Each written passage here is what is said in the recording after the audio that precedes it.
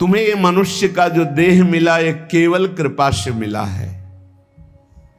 विशेष कृपा ये हो गई कि मनुष्य देह में तुम्हें सत्संग मिल गया। नहीं, कितने लोग हैं इस समय, कितने लोग सत्संग सुन रहे हैं, विचार करके देखो। 135-40 करोड़ जनसंख्या हमारे भारत की ही है। कितने लोग हैं? 1500 लोग होंगे, 2000 होंगे। कितने लोग सुन रहे हैं? कितना अहोभाग्य है। इस समय हम भगवत चर्चा सुन रहे हैं यमुना जी के पावन पुलिन पे बैठकर। यही यमुना प्रवाहित होती थी। ये पुलिन है जहां पर बैठे हो, यमुना जी की धारा यही बहती थी परिक्रमा मार्ग में। कालीदय में देखो सीढ़ियां बनी हुई, यहीं से यमुना जी, ये कालीदय जो कुंड है ये यमुना जी का ही किनारा है। जहां आप बैठे यमुना की धारा में, अब यमुना जी थोड़ा साइड में हो गई। हमें वृंदावन में प्रिया प्रीतम की महान कृपा भरे सत्संग सुनने को मिल रहा है। ये विशेष कृपा। इस पर भी विशेष कृपा कि हमारी बुद्धि भजन करने के लिए सब कुछ त्यागने के लिए तैयार है। विशिष्ट कृपा, हमारी बुद्धि अब कह रही कि छोड़ो सब कुछ, भजन में लगो, भजन में लगो। इस सुअवसर को हाथ से मत जाने देना, नहीं तो कृपा का अपमान करने वाला केवल पछताता ही पछताता है। ये अहेतुकी कृपा हो गई है। तुम बड़े भाग्यवान हो अगर तुम्हारा मन श्री प्रिया प्रीतम के भजन में लग रहा है, तो तुमसे बड़ा कोई राजा नहीं है। दुखी मत हो। और जिनका भजन में मन नहीं लगा, भोगों में लगे, उनसे बड़ा कोई कंगाल नहीं। चाहे कोई कितना भी बड़ा धनी जमींदार, चाहे जितना बड़ा पदाधिकारी हो, यदि भगवान से विमुख है, धर्म से विमुख है, अधर्माचरण करता है और खूब ऐश्वर्य वैभव, तो उससे बड़ा कोई भिखारी नहीं, क्योंकि हाथ में कुछ नहीं लगेगा पाप के सिवा। आज तुम्हारा वास कमजोर है, तुम्हारे खान पान की व्यवस्था कमजोर है, तुम्हारा कोई साथ नहीं दे रहा है, संपत्ति भी नहीं है, लेकिन तुम प्रिया प्रीतम का नाम जप कर रहे हो, तो कह रहे तुमसे बड़ा कोई राजा नहीं है, तुम बहुत बड़े धनी हो। देख लेना समय पर जब ये फसल अपना रंग दिखाएगी। भजन में तुम्हें कुछ त्याग करने के लिए हम नहीं कह रहे हैं। तुम जो काम करते हो धर्म पूर्वक करो, जो काम करते हो प्रभु को समर्पित कर दो, और नाम जप करते रहो। शरीर को सेवा का साधन बना दो, मन को सुमिरन में लगा दो।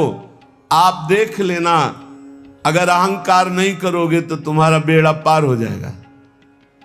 शरीर को सेवा में लगा दो, जो कर्म करते हो धर्म पूर्वक करो, उनको प्रभु को समर्पित कर दो और नाम जप करो। और अहंकार नहीं करोगे तो बहुत जल्दी तुम ज्ञान को प्राप्त हो जाओगे। तुम्हारे हृदय में ज्ञान प्रकाश हो जाएगा, तो अहंकार नष्ट हो जाएगा।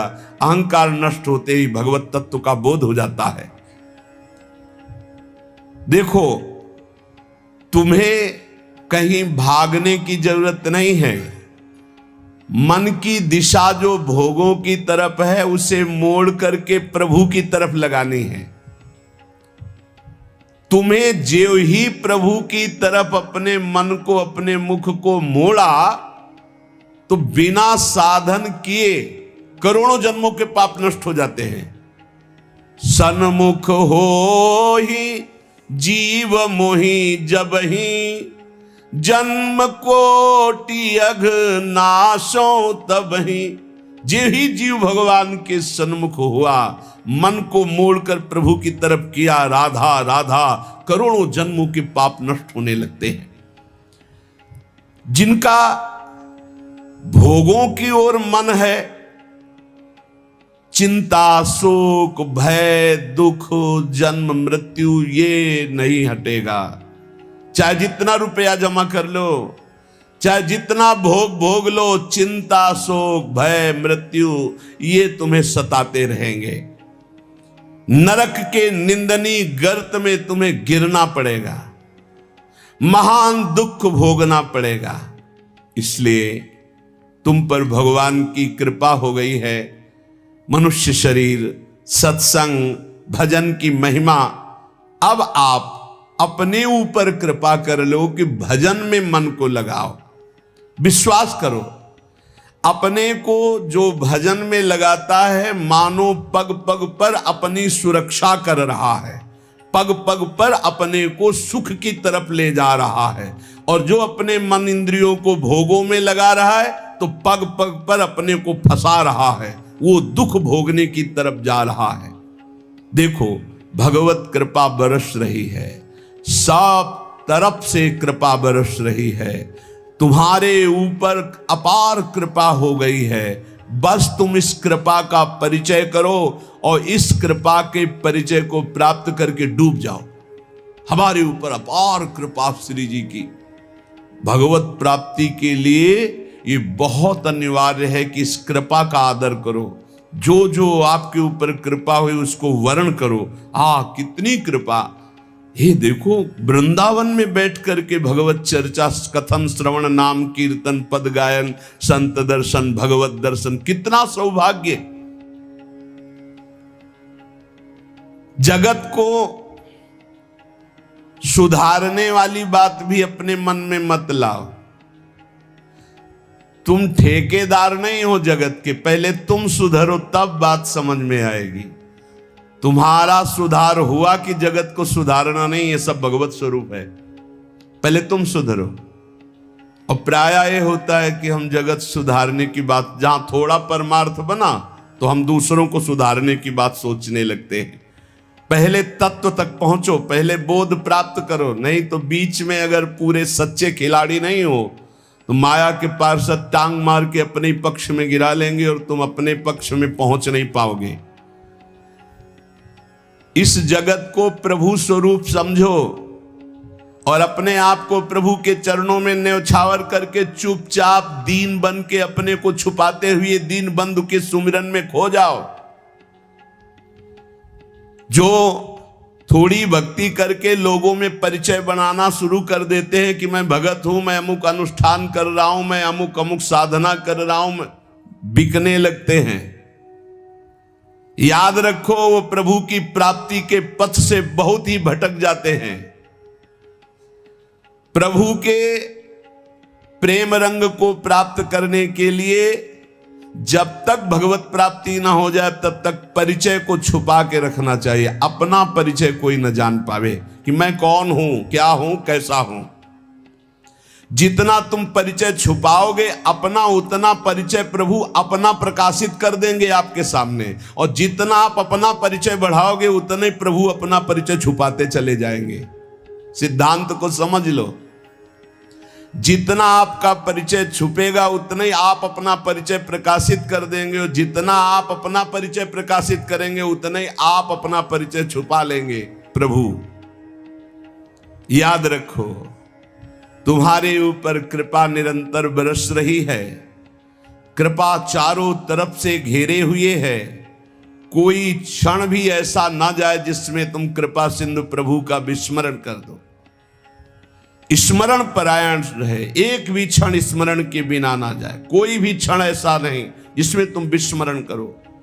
सावधान, तुम्हारे ऊपर अपार कृपा है। इसी जन्म में भगवत प्राप्ति कर लो। हम 40 वर्ष की स्मृति को देख करके कह रहे हैं, क्योंकि खास स्मृति जो जागृत हुई इसमें बड़ा परिवर्तन, 40 वर्ष में बड़ा परिवर्तन। आगे अगले जन्म में क्या हमको भजन करने के लिए अवसर मिलेगा पता नहीं, कितना विघ्न आ जाएगा। इसलिए तुम वंचित न रह जाओ भगवत प्राप्ति से, नहीं तो बहुत दुख भोगना पड़ेगा। तुम अपनी प्यारी से प्यारी वस्तु जो है, प्यारे से प्यारे जो संबंध है, उनमें झांक कर देखो। प्यार है तो प्रभु से है। अगर प्रभु शरीरों से निकल जाए तो कोई शरीर से प्यार नहीं करेगा, चाहे पत्नी हो, चाहे पुत्र हो, चाहे कोई प्यारा हो। तुम उसी प्यारे से प्यार करो, निहाल हो जाओगे। सचमुच विश्वास करो, वो सामने नहीं आ रहा पर वो छुप छुप कर आपको बहुत प्यार कर रहा है। सब मम प्रिय, सब मम उपजाए। सच्ची सच्ची सच्ची बहुत प्यार करते हैं प्रभु, बहुत प्यार करते हैं प्रियाजू अपने लोगों को अहेतुकी कृपा। हमारा प्यार देखो क्या है, ईमानदारी से देखो, 100 में 1% प्यार नहीं प्रिया प्रीतम के प्रति, और उनका 100 का 100% हमारे प्रति प्यार है। देख लो कहां हम कौन हैं, कैसे हैं, आज भी कैसे हैं, और उनकी कृपा कहां बैठा ले, क्या कर रही कृपा उनकी, कितना अमोघ। हम कर रहे हैं तो बुरा ही कर रहे हैं, और वो कर रहे हैं तो कृपा ही कृपा कर रहे हैं।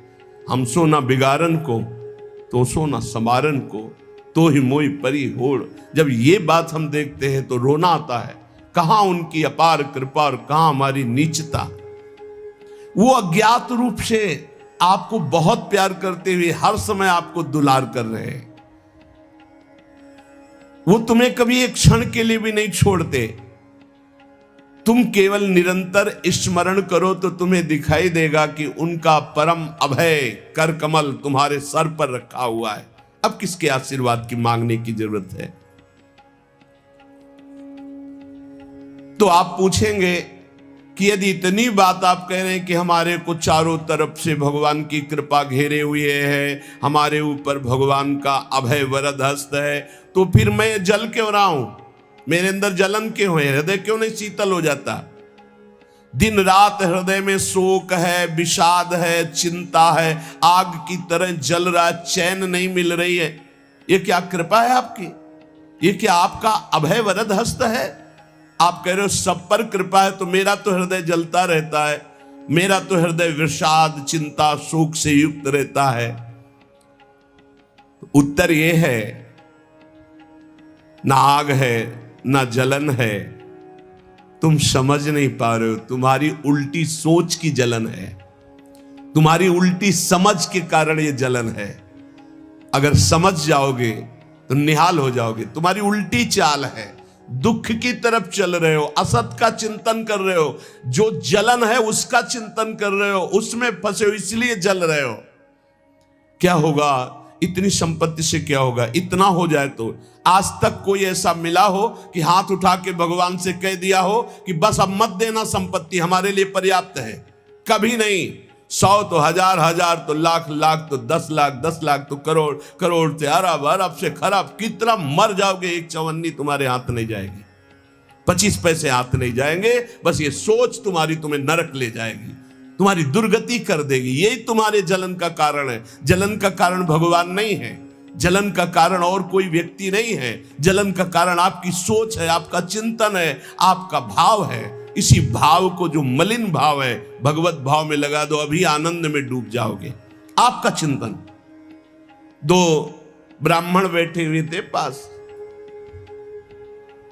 एक भगत आया, उसने कहा आज हमें 2 ब्राह्मण भोजन कराने हैं, आप चलेंगे? बोले हाँ हाँ। गए, अच्छे से भोजन पाया, बाहर निकले, 11 रुपया देके पैर छुआ। तीसरा ब्राह्मण दूर खड़ा देख रहा था, तो एक ब्राह्मण मुस्कुरा रहा था जो प्रसाद पाके आया था, और दूसरा जल रहा था। तीसरे ब्राह्मण ने पूछा कि आप मुस्कुरा क्यों रहे? तुम कहा यार आज तो भोजन की भी व्यवस्था नहीं थी, भगवान ने कितनी कृपा की, भोजन भी मिला, 11 रुपया दक्षिणा मिली। दूसरे का आपका चेहरा उदास है, आप जलन से युक्त क्यों है? ले यार हमने सोचा था 51 रुपया देगा, 11 दिया, तो 40 का तो घाटा हो गया ना, इसलिए चल रहा हूं। अब उसमें बोलो भगवान की क्या कमी है? भगवान ने दोनों को भोजन दिया, 11 दक्षिणा दी, उसका भाव उसको जला रहा है, उसका चिंतन उसको जला। एक खुश है कि भोजन भी मिला, 11 रुपया मिले, एक नाराज है, जल रहा है कि 51 तो देता, 40 का घाटा हो गया, हृदय में जल रहा है। ये जलन, ये शोक, ये चिंता, ये विषाद तुम्हारे चिंतन से है, तुम्हारी गलत दिशा से है, तुम्हारे गलत आचरणों से। भगवान की कृपा आप पर है, पर आप गलत दिशा जा रहे हैं, आप गलत चिंतन कर रहे हैं, आपका गलत भाव है, इसलिए आप शोक विषाद चिंता भय आदि में हैं। तुम्हारा ज्ञान अज्ञान ही है, क्योंकि तुम दुख को सुख मानकर भोगने के लिए दुख की तरफ जा रहे हो। इस संसार में जिसको कहीं कुछ भी अच्छा लग रहा है, कोई भोग, कोई व्यक्ति, कोई पद, कोई वस्तु, वो अज्ञान ही है। दुखालयम शाश्वतम बोर्ड लगा दिया भगवान ने। यहां नाशवान सब कुछ है, जो कुछ भी आपके पास है, और सब दुख देने वाला है परिणाम में। वर्तमान में तो तुम्हें सुखद लगेगा, लेकिन परिणाम में दुख देने वाला यहां सब कुछ है। जो दिखाई दे रहा है वो है नहीं, जो है वो दिखाई नहीं दे रहा। यही माया का कार्य है। इसलिए तुम्हारी सुख की कामना तुम्हें दुख दे रही है। तुम्हारे हृदय में जो ये भाव बैठ गया है कि हम रुपया से, पद से, भोगों से, नाना प्रकार की सामग्री अगर हम मन चाहे मिल जाए तो मैं सुखी हो जाऊं, कभी सुखी नहीं होगे। अगर मिल भी जाए तो कभी सुखी नहीं हो सकते, क्योंकि तब लग कुशल न जीव को सपने हु मन विश्राम, जब लग भजत न राम को शोक धाम तज काम। जब तक शोकों के धाम, कामनाओं का त्याग कर भगवान का भजन नहीं होगा, तब तक शांति नहीं मिल सकती स्वप्न में भी मन को। ये जो सृष्टि दिख रही है ये ऐसी है नहीं, ये अविद्या के कारण दिख रही है। ये ब्रह्ममय है, ये भगवत स्वरूप है। भगवान गीता जी में कह रहे हैं वासुदेवा सर्वमिति स महात्मा सुदुर्लभा। जो महान आत्मा ऐसा देखता है कि सब भगवान, केवल भगवान, पूरे के पूरे भगवान, मत्ता परतरम नान्यत किंचिदस्ति धनंजय, किंचन मात्र कुछ और नहीं, वो भगवान की कृपा से परमानंद में डूबता है। चलो, यदि तुम नहीं सुधर सकते, नहीं छोड़ सकते, तो जो होता है होने दो। तुम नाम को पकड़ लो। तुम्हारे रोकने से न मन रुक रहा है, न इंद्रियां रुक रही, न बुरे आचरण रुक रहे हैं। छोड़ो, रोकने की बात छोड़ो, पकड़ो, नाम को पकड़ो। राधा राधा राधा। अपने आप घृणा ना हो जाए तो हमसे बता देना। अपने आप घृणा हो जाएगी, पक्का हो जाएगी। बड़े बड़े विषयी पुरुषों को ऐसी घृणा हुई कि जीवन में लौटकर कभी भोगों की तरफ नहीं देखा। जीवन में लौट करके ऐसे आसक्त भोगी पुरुष, और जिस समय नाम का कृपा प्रसाद चढ़ा तो लौट करके नहीं देखा उन भोगों की तरफ। तुम तो बस अपने मंगलमय प्रभु के चिंतन में चित्त को जोड़ दो, फिर देखो कैसा परिवर्तन होता है। तुम किसी स्थिति की खास कल्पना मत करो, निश्चिंत हो जाओ। तुम नाम के जपने में चित्त को जोड़ दिया तो ऐसे सुख के प्रवाह में पड़ोगे, तुम्हें पता ही नहीं है कि कितना सुख नाम जापक को मिलता है। अगर नाम जप नहीं करोगे तो तुम्हें पता है तुम सुख के लोभ में ऐसे भयानक जगह गिरने जा रहे हो जहां से तुम्हें केवल केवल हरि बचा सकते हैं, दूसरा नहीं। बड़ा सुंदर दिखाई दे रहा है, बड़ा लुभावना सुखद दिखाई दे रहा है, लेकिन भगवान से विमुख होकर जब इसको भोगने जाओगे तो ऐसा फंस जाओगे कि निकलना मुश्किल हो जाएगा। संसार एक ऐसा सुहाना दलदल है जिसमें जानबूझ के जाके फंस जाया जाता है। दलदल का मतलब होता है ऊपर से एकदम सूखी पपड़ी, ऐसा लगता है कि बिल्कुल आप थल में आराम से चले जाइए, कहीं कोई परेशानी नहीं, और जो ही गए सो गले तक गए, एकदम रबड़ी जैसा वो मिट्टी होती, धंसते चले जाओ। ऐसा दुखद, ऐसा चिंता, शोक, जलन वाला संसार इतना सुहावना बना है माया से कि जानबूझ करके हम इसमें कूद जाते हैं और जलते रहते हैं। चिंता, शोक, भय, ईर्ष्या, द्वेष, काम, क्रोध, लोभ, मोह, मद, मत्सर एक है। ये सब तुम्हें जला देंगे यदि नाम जप नहीं करोगे। इसीलिए हर प्रश्न का उत्तर नाम जप है, क्योंकि सब का बल नाम में ही प्रकट होता है। इस दुख से तुम कभी अलग नहीं हो सकते। ये दुख तुमसे कभी अलग नहीं हो सकता। ये जलाएगा जब तक भजन नहीं करोगे। इसलिए भजन करना सर्वोपरि बात समझ लो। अगर समझ में आ रही हो तो समझ लो, केवल इतना समझ लो, तुम नाम को पकड़ लो, नाम सबसे छुड़वा देगा आपको। एक जन्म स्वांग ही कर लो भक्ति का। झूठा खेले साचा होए, झूठा शुरू कर दो, कि हमारा भाव तो नहीं बनता, हमारी भक्ति तो नहीं, पर अब कहा है तो राधा राधा शुरू करते हैं। झूठा खेले साचा होए, ये मार्ग ऐसा, झूठे से बोलो राम कृष्ण हरि तो आपका मंगल हो जाएगा। जे ही आप नाम जपना शुरू करते हैं तो खास बात क्या होती है कि आपके जीवन की बागडोर स्वयं श्री कृष्ण ऐसे पकड़ लेते हैं जैसे अर्जुन के रथ की बागडोर पकड़ ली। अब वो आनंद की ही तरफ ले जाएंगे, आपको दिखाई देगा क्योंकि आपके नेत्र गलत है। जहां दुख है वहां आपको आनंद दिखाई दे रहा है और जहां आनंद है वहां आपको दुख दिखाई दे रहा है। तो अब श्री कृष्ण आपकी यात्रा आनंद की तरफ करेंगे तो हो सकता है आपके नेत्रों में दिखाई दे कि दुख ही दुख है भक्ति में, लेकिन वास्तविक आनंद का मार्ग भगवान के चरणारविंद तक है। अगर इनके चरणों तक नहीं पहुंचे तो आनंद कहीं नहीं। आ ब्रह्म स्तंभ पर्यंतम सर्वम मायामयम जगत। विश्वास करो भगवान सत्य है, विश्वास करो भगवान नित्य है, विश्वास करो भगवान सर्वत्र है। तो भगवान सर्वत्र है, विश्वास करो तो भय किससे? एक क्षण के लिए भी वे तुम्हें नहीं छोड़ते, हर समय तुम्हारे साथ रहते हैं। ये बात कब जानोगे? जब नाम जप करते हुए विश्वास करोगे। भगवान तुम्हें बहुत प्यार करते हैं, वो सर्वशक्तिमान है। बस तुम उनकी तरफ मुड़ो, वो इतना देखना चाहते हैं। जो ही मुड़े तो सारी शक्ति लगाकर तुम्हारा कल्याण कर देंगे और वो अपार शक्तिशाली है, फिर कोई आपको डिगा नहीं सकता, गिरा नहीं सकता। हम पुकारते नहीं हैं उनको। एक बालक विद्यालय की तरफ जा रहा था तो छोटा सकरा मार्ग था, तो एक पहाड़ के टुकड़ा करके गिरा, तो वो निकलने के लिए पूरी ताकत लगा के उठाया, फिर भी नहीं उठा। फिर और ताकत लगाया, नहीं उठा। फिर पूरी ताकत लगाया, नहीं उठा। और निराश होकर बैठ गया। उसका पिता देख रहा था, तेरी अभी पूरी ताकत नहीं लगी, तू मेरा बच्चा है, तेरी पूरी ताकत तो मैं हूं, मुझे पुकार। और आया और उठाकर बाहर फेंक दिया। बस हम में यही कमी है, हम बार बार माया से परास्त होकर हार कर बैठ जाते हैं, लेकिन अपने पिता को नहीं पुकारते। हमारे पिता सम्मम प्रीसम्मम उपजाए प्रभु हैं, हमारा पूरा बल प्रभु हैं। अगर हम अपने प्रभु को पुकारें आर्त भाव से तो कोई भी माया का ऐसा रोड़ा नहीं है जो हमारे मार्ग में बाधा पहुंचा सके। विश्वास करो भगवान सत्य संकल्प है। विश्वास करो जब तुम उनसे मिलने का संकल्प करोगे तो तुम्हें कृतार्थ कर देंगे, पर हृदय से तुम मिलना चाहो।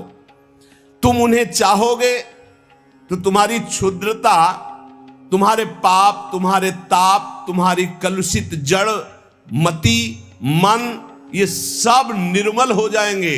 यदि तुम उन्हें चाहोगे तो तुम्हारी दरिद्रता नष्ट हो जाएगी। तुम विशाल हृदय वाले परम पवित्र दिव्य चिन्मय मन से उन चिदानंद प्रभु का अनुभव करोगे। अतः तुम केवल उनकी चाह करने के लिए नाम जप करो, तभी ये चाह पैदा होगी, तभी ये चाह टिकेगी। तुम कृतकृत्य हो जाओगे, महान बन जाओगे। ये भिखारीपना छोड़ो कि तुम्हें कोई और सुख दे सकता है, नहीं। ये अनित्य नाशवान संसार में नाशवान भोगों में लगे हुए तुम्हारी मांग पूरी नहीं कर सकते। तुम्हारी मांग अविनाशी परमात्मा से पूर्ण होगी। अनेक जन्म व्यतीत हो गए, अभी तक परमात्मा से नहीं मांगा। बोले नहीं, हम तो कई बार मंदिर में मांग आए हैं। नहीं, ये मांग नहीं सुनी जाती, ये मांग नहीं सुनी जाती। हम तुम्हें बता रहे हैं मांग कहां से होती है। जब नाम जप करते हुए आर्त भाव से प्रभु से कहोगे, प्रभु मुझे पता नहीं क्या सत्य है क्या असत्य है, मेरा मन नाना प्रकार के भोगों को मांगता है, बस ये जीवन आपको समर्पित है जिसमें हमारा मंगल हो आपका। अब ये मांग सुनी जाएगी। अब इस मांग में विधान बनेगा और आपका एक मार्ग खुलेगा भगवत शरणागति का, और आप दौड़ पड़ेंगे परमानंद के मार्ग में। ये भोगों की मांग मांगने वाले भगवान ज्यादा नहीं देखते। या तो उतना अनुष्ठान करो तो बात सुन लेंगे, नहीं देखते। ये सब मायाकृत भोगों की मांग तो कर्मानुसार शुभ कर्म के फल स्वरूप मिलेगी, ये बाजार है, ऐसे फ्री मिलने वाली नहीं। करोड़पति बनने के लिए तुम्हें साधना करनी पड़ेगी, तुम्हें अशुभों का नाश करके पुण्य एकत्रित करना पड़ेगा। और भगवान की प्राप्ति के लिए अगर आर्त भाव से भगवान को पुकारो, नाम जप करो, सब मंगल हो जाएगा। और भगवान मिल गए तो ये माया रचित संसार तो उनके एक संकल्प से प्रकट हुआ है। पक्का समझ लो, श्रद्धा करो या ना करो, हमारी बात को खुल के समझ लो। आप समझते हो मंदिर में जाए मांगे बात पूरी हो जाएगी, नहीं होगी, लिख लो। ऐसे खिलवाड़ नहीं है कि हो जाएगी। पत्नी की प्राप्ति करनी थी तो करदम जी ने 10,000 वर्ष तपस्या की, तब पत्नी प्राप्त हुई। आप देखो ना, कोई भी उपाय। जब पुत्र नहीं हो रहा था दशरथ जी के, तो वशिष्ठ जी के यहां जाकर के प्रार्थना की, महाराज पूरी अयोध्या सुनी सुनी लग रही, बिना संतान के आगे चक्रवर्ती सम्राट पर बैठने वाला कोई अधिकारी नहीं दिखाई दे रहा।